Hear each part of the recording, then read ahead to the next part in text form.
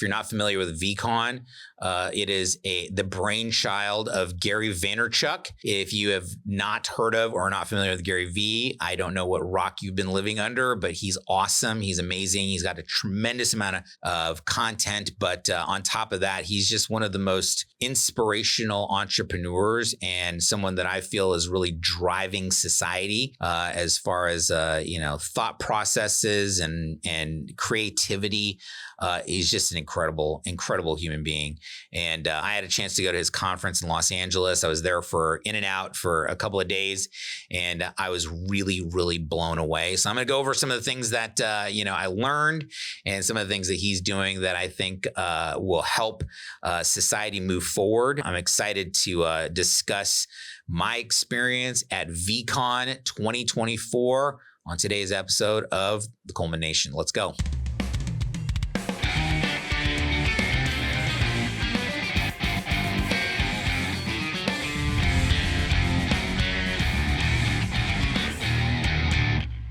So I don't know if you guys have ever heard of Gary V, but he's really amazing. I mean, you can go and see his story on his social media and, hear a lot about him and his upbringing and where he's from. But, and how he came to be. But essentially, he was very big in e-commerce in the 90s. I believe that he took his family business and was able to start selling wine online. And he was ahead of the curve and he saw it before anybody else.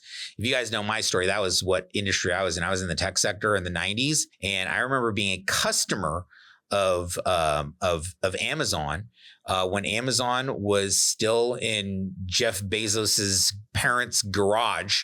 I remember ordering some books and a CD, and I believe that Jeff Bezos himself actually packed those boxes, and sent those out to me when I was ordering from them. I'm one of the older clients of Amazon, meaning that my account goes back to the mid 90s. And so I had a chance to see the tech sector sort of explode and unfold and see the evolution of companies like that. But one of the problems that was for me coming up in the industry was that I was not surrounded by or exposed to people of vision that could see what the next sort of wave was. And that was something that really, I feel cost me because I did not understand and was not trained to really get it, and understand the moment that I was in. So I'd had a friend of mine that he started a company and I was coming to work at this company in the mid 90s as a tech company, and it was a software development company. And as I was starting to work there, I'd applied for a job, and my friend, he was actually leaving the company. And I was like, hey, why are you leaving the company? Is it bad? And is there some reason why I shouldn't work here? And he looked at me and goes, no, this is a great company. You should definitely work here. And I said, wow, what are you going to do?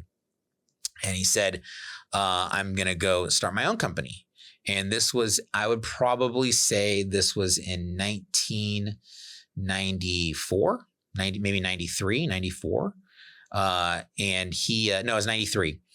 And so he said he was going to go start his own company. And I said, what are you going to start doing? And he's like, well, there's this thing called the internet. And I was like, what's the internet? And he looks at me and he goes, how do I explain it? It's nothing that I'd ever heard of before. He goes, well, it's kind of like a bunch of computers and they're kind of hooked together and they talk to each other. And I looked at my friend and I was like, are you out of your mind? Like, you're going to go start a business in talking computers? And in my mind, I'm dead serious. I mean, you got to remember, I was 19 years old, right? 19 years old. And I was like, I think that's the stupidest sounding idea I've ever heard in my life. And I was like, all I could think about was the speak and spell. You remember the speak and spell from E.T.? That's all I could think of was just the little computer and talking computers. And there was no concept of what the internet was. And he was like, no, it's not like that. And I was like, dude, whatever. You can go start your internet company and that's like it's going to suck, And so he left and he wound up going and starting a company called Earthlink. And I was like, oh, wow. And so I became the IT manager of the software company and he became, the CEO of Earthlink. And I became one of his biggest corporate customers. And so now I'm buying internet services from him. And now fast forward about 4 or 5 years. And, I go to his offices over in Los Feliz, and I was like, bro, the internet service sucks. It takes us all night to download our emails in a batch job. Can you imagine that? That you had to, it took a whole night to download emails and distribute them to all of our corporate workers. And so I said, you got to upgrade our modems to the new 28.8s, and so it was ridiculous. So I went there, and he looks at me, he goes, bro, he goes, why don't you come work for me? And I said, why would I come work for you? I said, I'm one of your customers. I don't even know how you make any money. You charge me $80 a month, and I'm like your number one customer. I was like, how you make money? I have no idea. He goes, bro, come work for me. He goes, I'm serious. And I was like, no, I'm not going to come work for you. He's like, seriously. He goes, I'll make you the head of sales, or I'll make you the head of quality control. And I said, listen up, dude. I don't have any sales, and I have no quality control background. And he's like, all right. He goes, I'm telling you, you're going to come work here. He's like, there's going to be stock. And I was like, I don't even know what stock is. It sounds dumb. I don't care. Right. So he was really trying to tell me that I should come work there and, and get in on the stock of Earthlink that was going to come out. And I looked at it, and it was one of the tremendous mistakes that I had made. But I didn't understand. I didn't know what the moment that I was in. And so the same time that all of this was happening, he went on to be worth, I don't know, millions and millions of dollars. And I stayed working at my job in IT. And, later on, when the stock market was crashing, then I got recruited by another company. Then they paid me in stock, and it was worth nothing. Right. And so I was always at the wrong place at the wrong time, surrounded by the wrong people with no vision. And so I look back on it now. And at the same time that I was going through what I was going through, Gary V was going out there and like pushing the envelope of what was possible. And some of the things that I noticed is that he had just a tremendously good attitude, but also helping people. It was one of his passions. He really liked helping others. And that's just something that I've noticed. The more I grew in my own right as an entrepreneur, he was someone that just kind of kept appearing. And I remember seeing some of his content. I remember him seeing some of his videos. And now, he's just this powerhouse of creators. And I just come to admire the guy in such a great regard. I mean, I really think that the stuff that he's doing is just off the charts. But, I went to his conference. And so for the last few years, he has done something which is called VeeCon. And, it's named after him, Gary V. And what it is it's an assembly of, technology and marketing, advertising, and, new media and pop culture into this sort of conglomerate of content in a conference that is just sort of presented to like-minded people. And can you imagine that you have sort of this intersection, this cross-section of people that are interested in media and social media, advertising, marketing, sales, and, journalism and content creation and creativity and music and art. And they all converge in this very sort of just diverse group of people with the same goal of creating what we call the V-Fam, it's our family, of creating this environment and creating a culture and a community, which is just off the charts. And I'd been invited, to go the last 3 VeeCons, and this was the first time that I actually, had an opportunity to make it. This is, this is the one, this side, not this side over here. The 2024 VeeCon, I got the hat. I got my little tremendous tiger. It's one of the things that he, his characters, we'll talk about in a second. But I went to this meeting, and I was immediately blown away. Okay, so let's talk about some of the people that were there. I mean, by the way, there was just like everybody from every walk of life, from countries all over the world, were there, and it was just awesome. But when I first walked in, okay, so I go there. And I come in, and in order to be able to have access to the conference, I mean, right away, the ticketing process is like nothing that you've ever seen. Seriously, you don't just get a ticket. You don't get a badge. You actually have to purchase one of what are called NFTs, right? Which is like a digitally signed unique ticket, right? That lives on the blockchain. You register your NFT, right? Which is this little digital piece of artwork you register it as connected to you. And now you download the app and you put your ticket digitally into the app that shows that you're registered. And then your phone acts as your ticket in order to be able to get into the event. Right off the bat, I'm sitting going, this is going to revolutionize the way that we interact and we trade, tickets and sales for events. As someone who runs events and has been part of giant, enormous events of this nature, I'm like, right away, that you're at not the cutting edge, but the bleeding edge of technology. It was impressive how easy it was and how the technology felt very old, even though it was probably one of the first implementations that I'd ever seen of it. So I go in there and there was talks, you go to all these, they had different stages. They had 5 different stages. They had a main stage, which was inside LA Live. And then they had, a couple of stages at the Grammys Museum and a couple of stages open, another stage that was in a restaurant. And so you could go to these different stages and go around, and then there were these booths, and people could rent booths and talk about their interests and talk about their art and talk about, the different things of how they were partnering up in the community. The gentleman who was the opening speaker, his name is Will Guidara, Guidara. And like I said, I'd never heard of him before. And this is my first time that I'd ever been exposed to him. I'm getting his book. It's on its way right now. I was just completely enthralled by his talk. So basically he, took his restaurant. It's called 11 Madison Park in New York. And it became the #1 restaurant, like with the most Michelin stars and, all this just accolades across the boards. And I was like, wow, that's really impressive. The name of his book is called Unreasonable Hospitality. And this is the story. And it really resonated with me, was that he had his restaurant, and what he wanted to do is he wanted to create a special environment. And he told a story, and I'm sure the story is in the book, or you'll probably see it on social media and whatnot. But he told the story about he went to serve some Europeans that were here, and they came to America to try all of the like Michelin rated restaurants. And so they were on a whole, sort of culinary tour all over the country in order to be able to, visit these incredible restaurants. And they were on the last stop, which was his restaurant, 11 Madison Park, right? So they went to his restaurant, 11 Madison Park. So these guys came in and they sat down, and the food was stunning, as you would expect.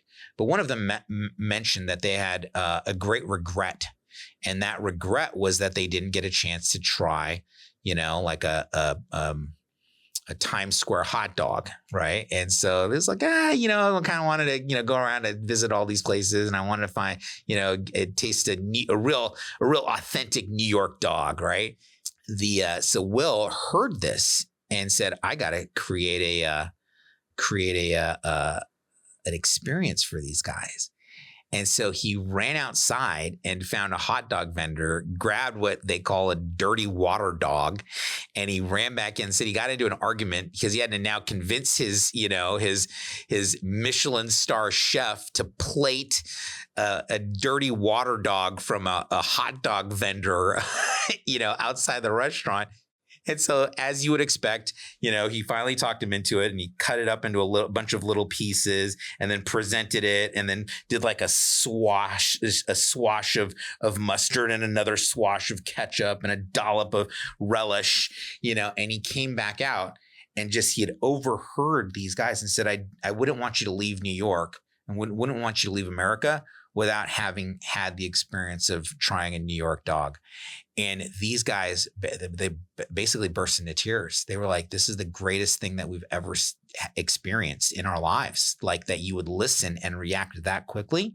And it was incredible, and he goes, I couldn't have served them a giant silver bowl full of caviar with a magnum of champagne and had a better effect than I had serving that dirty water dog to these Europeans. He said it was the greatest experience. He said they said that it was the most memorable experience of their entire trip. Can you imagine that? And it didn't even cost him any money to be able to do that.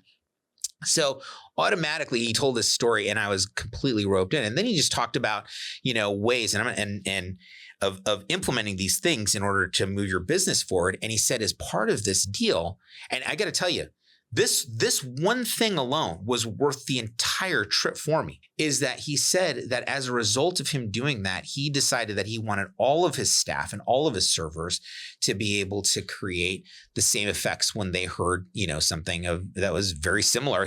They would be able to implement at the speed of listening to be able to, to implement great experiences for their customers. So he had talked about, one family wanted to go and they'd mentioned that they would like to be able to, take a sledding tour in Central Park, and someone ran across to the like FAO Schwartz and got a sled, and they were able to do that, and and it was an experience. But then he talked about the fact, and this is where it really hit home, was that his people were having a hard time. Maybe 2 or 3 times a week they would have these life-changing experiences. And it just turned out that his people were just too busy. They didn't have time to do it. So what did he do? He hired someone called a Dreamweaver. And that person's whole job was to facilitate the servers making the dreams come true for their patrons. And I was like, dude, are you freaking kidding me?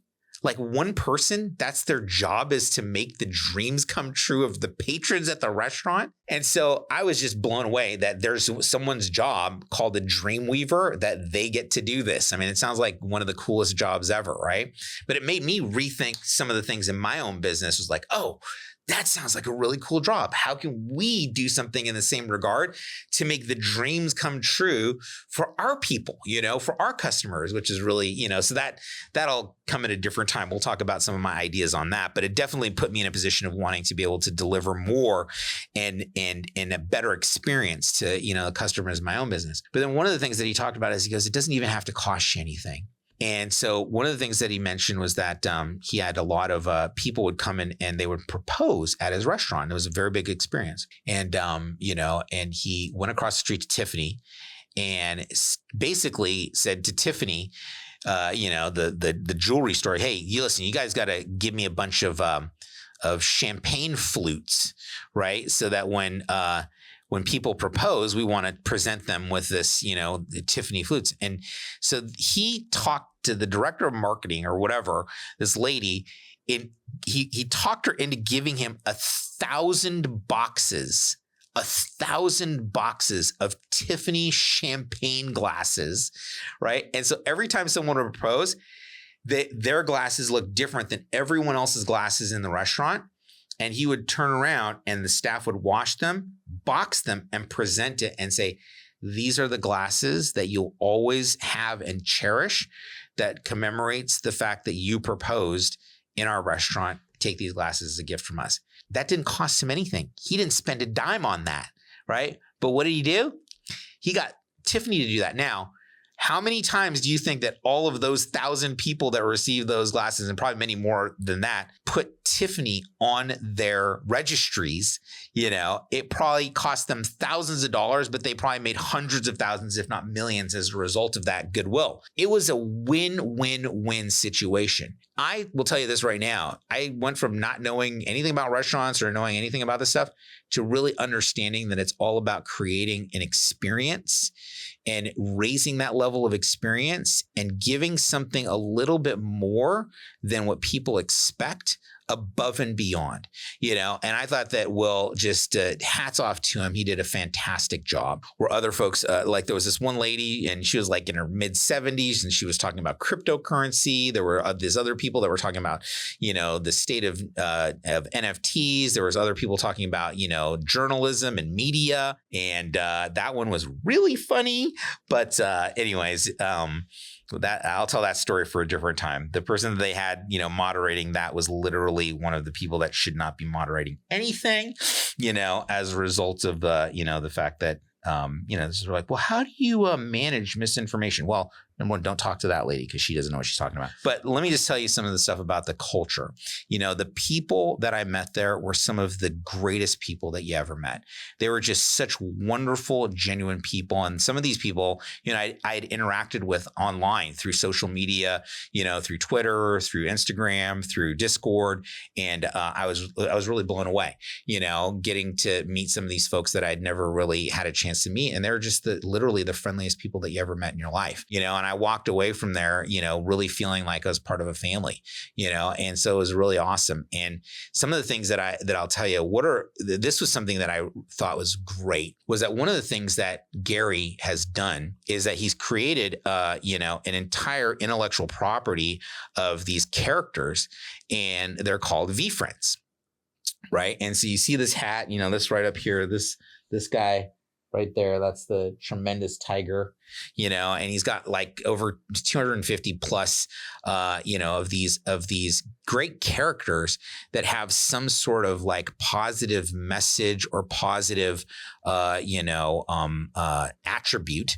And he created a card game around it in order to be able to inspire these types of attributes, in society. And I was like, dude, what an awesome idea, right? So he's created a card game. He's got these great attributes that if people were to practice these attributes and live a life according to some of these things, that their lives would be better.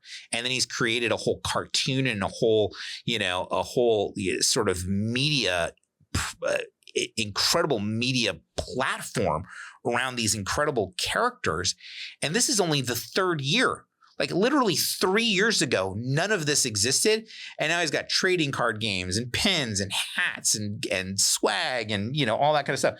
But these were some of the ones that I really resonated with, were some of these really cool cards, right? That show these characters, right? Like this one over here, this guy's called the Admiral. And what's his job? It's called the arbitraging admiral. And what's arbitrage mean? Arbitrage means that you buy something for a little bit cheaper and sell it for a little bit more expensive, right? And that's where you wind up getting your profit. So that guy's called the admiral. This one here, I want you to hear this. One of the greatest abilities that we have as human beings, and I want you to listen to me close. This is one of the greatest abilities that we have as human beings, is to see the point of view of another person. Believe it or not, if you can see the world through someone else's eyes and see the world how they see it, man, that is a cherished ability above and beyond what you can do. Because you know what most people have is they don't have the ability to see the world through someone else's eyes. And what does that mean? If you can't see the world through someone else's eyes, how can you treat them the way you'd want to be treated? How can you treat them the way that they want to be treated, right? And so this one is one of my favorite. It's called Ponder it from all angles. It means being able to look at, the different points of view, right? And so I think that this one is one of my favorite little characters. Then he's got this other one, which is called the Prudent Polar Bear. Okay, Prudent Polar Bear.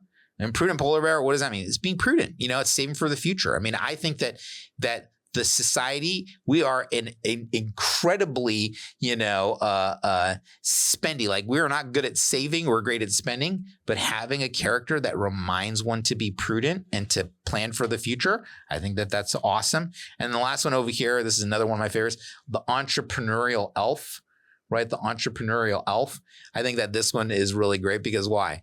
Being able to be an entrepreneur, I'll be honest with you, I think that there's a lot of problems in the world today.